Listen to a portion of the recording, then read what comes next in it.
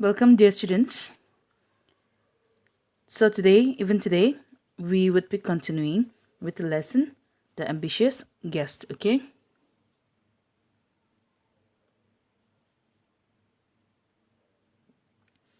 So, in our previous video lesson, we have seen till up to page 27, that is the first paragraph, right? So what happened? What have we learned? The day when the traveler was coming to the house. What happened? When the traveler was coming to the house, the sound of the wind was a very negative one, right? We all know the place in which the family was living, right? Now, now the wind that day was giving a very negative sound, and it reflected as if somebody was crying outside the door. And for a moment, the family, they thought, like, of course, when they heard the sound of the wind, the sad sound of the wind, it saddened them, okay? But again, when the wind passed, it was not for the family, it was not a new thing to hear such sounds of the wind, right? So for a moment, when they all heard the sharp wind and the kind of the sound which the wind was giving, it was sounding as if somebody was crying. And like the whole family was sad for some time.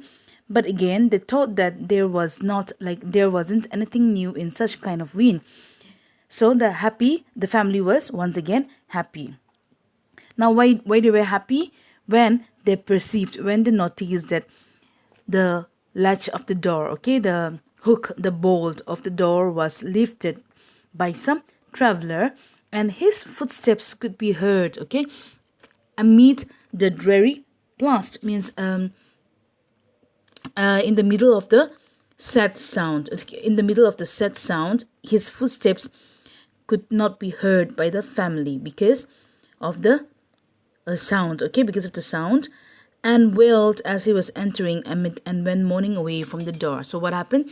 The wind was sounding as if somebody was crying, and it was so as the guest, okay, as the traveler opened, lifted the notch of the latch of the door, the wind came to the door and again went away, okay, turned back. Morning means, see, students, remember in the beginning of the story when I told you about this author, that is Nathaniel Hawthorne, we have seen that he used to talk in simples, right? So even the day the wind was crying means, it was depicting, the author, he is trying to depict something, okay, some connection of that and that of the guest, the approaching of the guest and the coming of that, okay. So the wind came and went away from the door. That means as the guest enters the door, the wind also comes at the door, and again it goes back away, okay. So let us continue from the next paragraph. Though they dwelt in such a solitude, these people held daily converse with the world.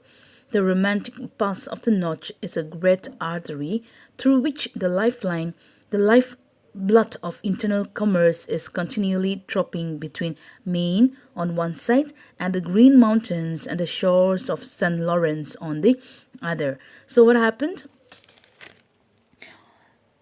Though, okay, this family, they dwelt means though they were living in such a solitude means loneliness, okay, there where there's no neighbors. So if even though the family was living in such a lonely place, but these people held teleconverse means they this family was able to associate with the world, with the rest of the people, okay. But how? Let's see how. The romantic pass of the notch is a great artery because the romantic pass, like people traveling through the notch, okay, it's a great artery. Means artery means connection, okay. So on one side of the house was Maine. I think all of you knows what is Maine. It is the Maine River, okay. We are talking about the River Maine, and on one side of the house was the Man River, and on the other side was the Green Mountains. So this notch where the house was situated, okay, the notch where the house was situated was basically Artery means basically a midway, okay, a middle point through which the trade would take place. Trade means business would take place.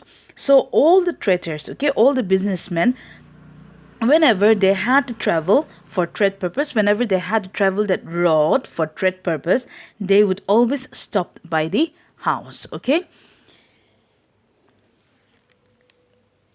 So let's read the textbook again.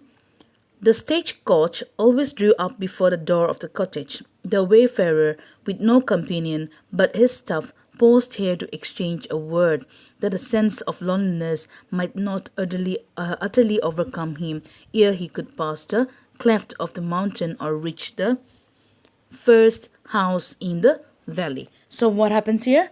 The stagecoach, like what is a stagecoach?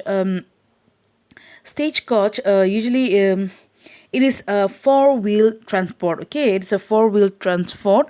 Transport drawn by horses.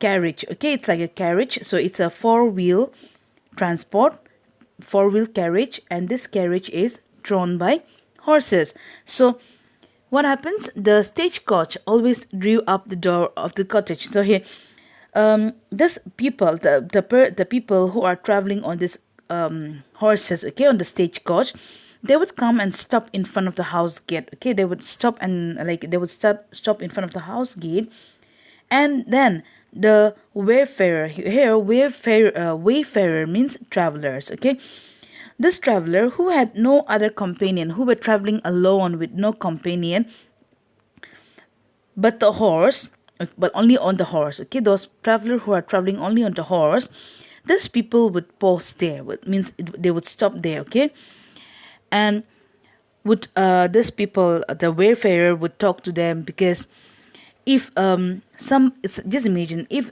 somebody is traveling alone on that road, on the mountain, okay, on that very mountain, alone, obviously we would need a company, whoever be it. We would love to have a company to talk to whenever we are crossing that road. Okay, so basically the people would stop there because they feel lonely in the mountain, in that mountain, okay, on that mountain road. And when they would pass through the cleft of the mountain, that is through the point, okay, through the middle of the mountain, at the middle place of the mountain, this so when they were when they would cross the middle of the mountain, the house was the first place that they would reach. Okay, these travelers, they would reach, and therefore they would always stop by it. So this family had regular visitors and travelers coming to their house. I hope this is clear.